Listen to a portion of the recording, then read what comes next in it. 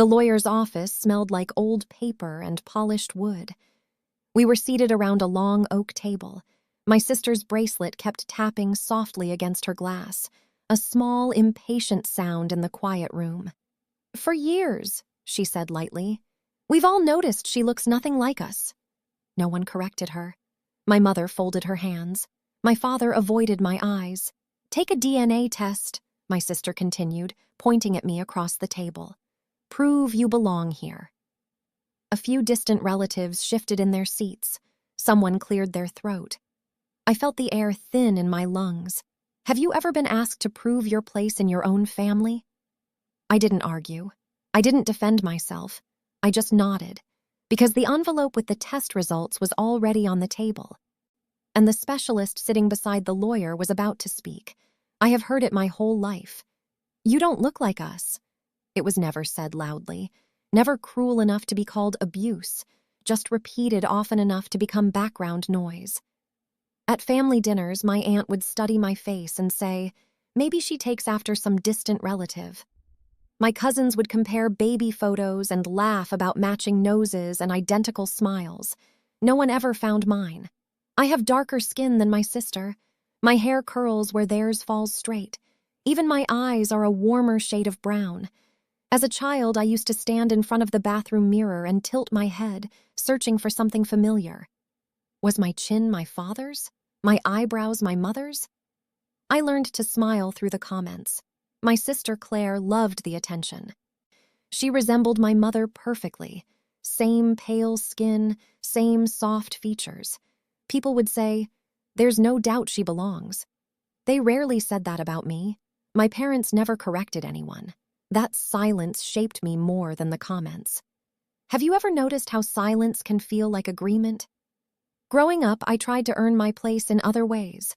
Good grades, clean room, quiet behavior. I never caused trouble. I volunteered to help. I stayed late to wash dishes after gatherings. If I couldn't look like them, maybe I could be useful. But usefulness has a limit. When our grandparents passed away, the family gathered for the will reading. It was supposed to be simple. Some property, some savings, nothing dramatic. Yet even that afternoon felt charged. Claire arrived early, dressed sharply, confident as always. She hugged relatives with ease. I stood near the coffee table, stirring sugar into a cup I didn't want. Before the lawyer even began, Claire leaned toward me and whispered, "You should really take a DNA test someday. Clear the air." Clear the air. As if I were the one creating tension. I didn't respond, because I had already taken one, not out of revenge, out of quiet exhaustion. For years, I had carried their doubt like a shadow. I wanted clarity, even if it hurt. The envelope rested in my purse as we took our seats. The lawyer adjusted his glasses. The DNA specialist cleared her throat, and my sister smiled, certain of what was about to happen. The first time my sister joked about a DNA test, I was 14. We were sitting at the kitchen counter. The smell of tomato soup filled the room. My mother was chopping carrots, pretending not to listen. "You sure you weren't switched at the hospital?" Claire asked, grinning. Maybe there was a mix-up. I forced a laugh. Back then, it was easier to play along. My father didn't look up from his newspaper. That was his way. Silence. Always silence. Over time, the jokes changed shape. At family reunions, someone would say, "She must get it from somewhere else." At holidays, I was asked which side of the family gave me my curls. No one ever had an answer. I told myself it didn't matter. Families don't have to match perfectly, right? But small comments collect. They stack quietly. Like anyone who's ever felt slightly out of place, I started studying myself more than necessary. I compared my reflection to old photo albums. I noticed how my sister fit naturally into every group picture. Her features mirrored in our parents. I looked like a guest who stayed too long. When I graduated college, relatives praised Claire's resemblance to my mother again. "She's your twin," they said warmly. Then someone glanced at me and added, "And you, well, you're unique." Unique. It's a word people use when they don't want to explain. Have you ever wondered whether the problem is real or whether you're imagining it because no one confirms it? I tried once to ask my mother directly. "Did I look like anyone when I was born?" I asked casually while we folded laundry. She hesitated just long enough for me to notice. "You looked healthy," she replied. "Healthy, not familiar, not beautiful, not ours." That night I lay awake, staring at the ceiling fans spinning slowly above me. Maybe I was overthinking. Maybe insecurity had made me sensitive, but doubt has a quiet persistence. In my late 20s, after another gathering where Claire joked again about testing for fun, I scheduled an appointment. Not because I wanted to prove anything to them, because I needed to stop proving something to myself. I went alone, sat in a sterile office that smelled like disinfectant, answered routine questions, swabbed my cheek. The nurse didn't know my story. To her, it was just paperwork. But for me, it felt like pressing against a door that had been locked for decades. I told no one. I waited. And now, years later, at this will reading, that sealed envelope rested on the table. The specialist opened her folder. My sister leaned back confidently, certain that this would end the whispers. But as the specialist began to speak, her tone shifted slightly, and that subtle shift changed the air in the room. The specialist adjusted her glasses and looked down at the file again. "There are irregularities," she said carefully. The word didn't sound dramatic, just precise. My sister let out a small laugh. "Irregular how? She doesn't match, right?" No one smiled with her. The specialist didn't look at me first. She looked at my parents. "Before I continue," she said gently, "can you confirm that both daughters were born at the same hospital?" My mother's fingers tightened around her purse. "Yes," she replied quickly. "Of course." The specialist nodded slowly, then turned a page. "The results show that one of the daughters is biologically related to both parents." A pause. "And the other is not." The room felt like it had tilted slightly. My sister sat up straighter. "See?" she said, almost relieved. "That's what I've been saying." She looked at me. Certain, confident, victorious. But the specialist didn't meet her gaze. Instead, she lifted her eyes and looked directly at Claire. "Ma'am," she said softly, "your DNA does not match either parent." The silence that followed wasn't loud. It was heavy. I heard someone inhale sharply. A chair creaked against the floor. Claire blinked once, twice.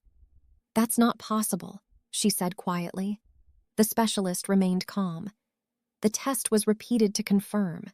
The results are consistent." My father's face had gone pale. My mother looked like she had forgotten how to breathe. For years, I had carried the weight of being different. For years, I had been the question. And suddenly, I wasn't. But have you ever watched a narrative collapse in real time? Claire's mouth opened slightly, but no words came out. "This must be wrong," she said finally, her voice thinner than I had ever heard it. "She looks nothing like you." No one responded, because now that sentence felt fragile. The lawyer cleared his throat gently, but no one moved. The specialist closed the folder slowly. "I believe this is something the family needs to discuss privately." Claire turned toward our parents. "Say something," she whispered. But my mother's eyes were fixed on the table, and my father avoided everyone's gaze. For the first time in my life, I wasn't the one being examined. No one left the room. Even the distant relatives who barely understood what was happening stayed seated, as if movement might make it worse. Claire stood up first. "This is ridiculous," she said quietly. Not angry, not yet. "There has to be a mistake." Her voice sounded unfamiliar, smaller. My mother pressed her lips together. My father's hand trembled slightly on the table, though he tried to hide it by folding his fingers together. "I think," the lawyer said carefully, "this conversation may need to continue outside the formal reading." But no one moved toward the door. For years, I had prepared myself for rejection. I had imagined the moment someone would confirm that I didn't belong. Instead, I was watching my sister search our parents' faces for reassurance. "Mom," she asked softly. That single word carried more fear than anything she had said before. My mother's eyes finally lifted, and in them, I saw something I had never seen before. Guilt. Have you ever recognized a secret before it's spoken? My father cleared his throat, the familiar sound cutting through the room. There are things you don't know, he said. Claire shook her head. No, this isn't funny. No one was laughing. The air felt thick. Even breathing required effort. I sat still, not because I was calm, because I had learned how to survive rooms like this. My mother finally spoke. Years ago, she began slowly, there were complications. The word hovered in the space between us. Complications, as if a life could be summarized so neatly. She continued, her voice barely above a whisper.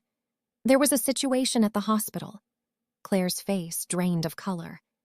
What situation? She asked.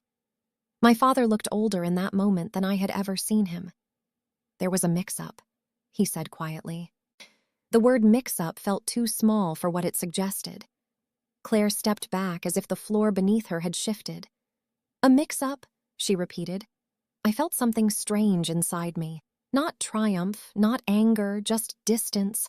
For decades, I had been treated like the anomaly. Now, the room was rearranging itself around a different truth. Have you ever realized you weren't the outsider? Just the distraction? My mother reached for Claire's hand, but Claire pulled away. This can't be real, she said, but the specialist's folder remained closed on the table. Proof doesn't disappear because it's uncomfortable, and for the first time, no one was looking at me as the question. Claire's voice began to shake. So what are you saying? She asked. That I'm not your daughter? My mother's eyes filled, but she still couldn't look directly at her. We didn't know at first, she said quietly. Not for certain. Not for certain. The words echoed in my mind. For years, they had been certain about me. Certain I didn't look right. Certain I didn't match. Certain I was different. Now, uncertainty belonged to someone else. My father spoke again, more controlled this time. There was another baby in the nursery that day. Similar birth time, similar last name, we trusted the hospital. And you never tested?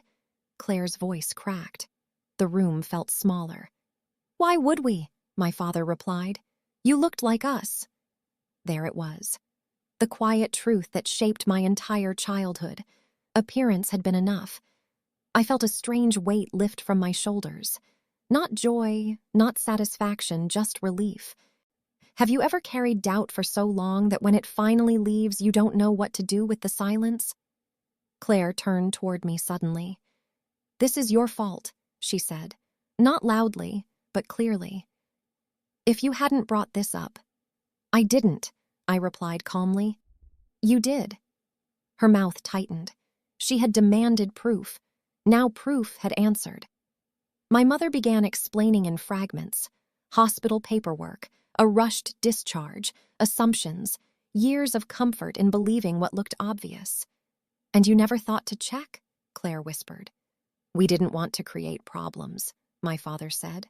Problems, like DNA, like truth, like me. The lawyer shifted uncomfortably in his seat. This may impact the will, he said gently. The words landed like a second wave. Claire froze. So this wasn't only about identity. It was about inheritance, about bloodlines and legal definitions. For the first time, I saw fear replace confidence in her eyes. And I realized something important. This had never been about whether I belonged. It had always been about who benefited from belonging. The room felt different after that. Not louder, not chaotic, just rearranged. Claire sat back down slowly as if her knees no longer trusted the floor. My mother's hands trembled in her lap. My father stared straight ahead, his jaw tight, calculating something I couldn't see. The lawyer began speaking in careful tones about legal technicalities. Words like beneficiary, biological relation, documentation. The DNA specialist remained quiet now, her job complete. No one looked at me. For years, I had imagined this moment going differently. I had pictured being exposed, confirmed as the outsider, politely distanced. Instead, I was the only person in the room who felt steady. Have you ever realized that the storm you feared was never yours? Claire broke the silence first. So what happens now? She asked. Her voice no longer carried its usual certainty. The lawyer adjusted his glasses. From a legal standpoint, inheritance typically follows documented lineage. If there was a hospital error, there are processes to address it. But it may take time. Time. The word stretched thin between us. Claire's eyes moved from the lawyer to our parents. You knew there was a chance? She asked quietly. My mother's face folded in on itself. We had doubts, she admitted. But you looked like me. We didn't want to believe otherwise. I felt something shift inside my chest. For me, doubt had been constant. For her, doubt had been avoided. Isn't it strange how belief is often shaped by comfort? Claire looked at me again. Not accusing this time, just searching. You always felt distant, she said softly. I met her gaze. Because I was treated that way. The honesty didn't feel sharp. It felt overdue. For years, I had adjusted myself to fit their narrative. I softened my voice, downplayed my achievements, stayed helpful, stayed available, stayed quiet, not because I lacked confidence, because I lacked confirmation. And now, confirmation sat in a closed folder on the table. The lawyer cleared his throat again. Perhaps this discussion should continue privately. The will reading can resume once matters are clarified. Relatives began standing slowly, whispering in low tones. Chairs scraped softly against the wooden floor. But no one made eye contact with anyone else. The room emptied until it was just the five of us. My parents, Claire, me, the lawyer. Claire's composure cracked slightly. So what am I? She asked. My father hesitated before answering. You're our daughter, he said. It sounded true, but incomplete. I understood that feeling better than anyone. My mother finally turned to me. We never meant to make you feel less, she said. The sentence floated gently, as if it were fragile. I believed her. Intent and impact are rarely aligned. I know, I replied. And I did. But knowing didn't erase the years. Have you ever forgiven someone while still remembering everything? Claire stood up abruptly. I need air, she muttered. She walked toward the door, her steps uneven. For a moment, I considered following her. But I didn't. Not because I didn't care, because this wasn't mine to carry. For the first time, I wasn't the emotional buffer, the peacekeeper, the steady one smoothing edges. I was simply present. My father leaned forward slightly. We'll fix this, he said quietly. Fix, as if identity were a broken appliance. You don't need to fix anything for me, I answered. He looked surprised. For years, I had asked for acknowledgement. Now I wasn't asking. I stood and picked up my purse. You're leaving? My mother asked softly. Yes. Are you upset? I paused. Upset wasn't the word. I'm clear, I said. Outside, the afternoon light felt brighter than it had earlier. The air carried the faint scent of rain from somewhere distant. I walked slowly to my car. My reflection in the window looked the same as it always had. Same curls. A same warm skin tone. Same eyes. Nothing about me had changed. Only the story around me had shifted. For decades, I had been treated like the outsider because I looked different. Today proved something quiet but powerful. Belonging isn't proven by appearance, and it isn't erased by doubt. I drove home in silence. No music, no calls, just the hum of the engine and the steady rhythm of my own breathing. Have you ever realized that the truth doesn't always explode your world? Sometimes it just rearranges it? When I reached my apartment, I sat on the couch and let the stillness settle. No tears, no dramatic release, just a deep, unfamiliar calm. For the first time in my life, I didn't feel like I had to prove anything. Not to my sister, not to my parents, not even to myself. And that quiet withdrawal from the need to justify my existence felt like freedom. The days after the will reading were strangely quiet. No dramatic confrontations, no shouting, no public fallout, just silence. Claire didn't call me for almost a week. When she finally did, her voice sounded smaller than I had ever heard it. "I keep replaying it," she said. "That moment." I knew which one. The specialist looking up from the folder, the question hanging in the air. She had spent years asking me to prove I belonged. Now she was the one searching for answers. "Are you okay?" I asked. It wasn't a performance. I meant it. "I don't know what I am anymore," she admitted. I understood that more than she realized. For decades, I had carried that exact sentence inside me. "I think you're still you," I said quietly. "Just without the certainty you used to lean on." There was a long pause. "You're not angry?" she asked. I considered the question. Anger would have been easy, but anger ties you to the past. "I was hurt," I said, "for a long time, but I'm not angry now." The truth had already done its work. A few days later, my parents came to my apartment together. They looked older somehow, not weaker, just reflective. My father spoke first. "We handled things poorly," he said. It wasn't dramatic, it wasn't poetic, but it was honest. "We let assumptions guide us," my mother added. "We let appearance make decisions." I sat across from them on my couch, noticing small details. My father's hands resting heavily on his knees. My mother's eyes softer than usual. "For years," I said calmly, "I tried to earn something that should have been unconditional." They didn't interrupt. "And now?" my father asked. "Now I don't need to earn it," I replied. That was the shift. For so long, I believed belonging had to be proven. That love required evidence. That family came with conditions. The DNA test didn't just reveal a hospital mistake. It revealed how fragile their confidence had been, and how strong mine had quietly become. Have you ever discovered that the outsider role shaped you more than acceptance ever could? The will was eventually adjusted after legal consultations. The inheritance was divided based on documented records and confirmed lineage. But something else shifted too. Conversations became slower, more careful. My sister stopped making jokes about resemblance. My parents stopped commenting on differences. Not because they were afraid, because they were aware. One evening, we had dinner again. No tension, no pointed remarks. Claire looked at me across the table and said softly, "I was wrong." Just that. Simple. And that was enough.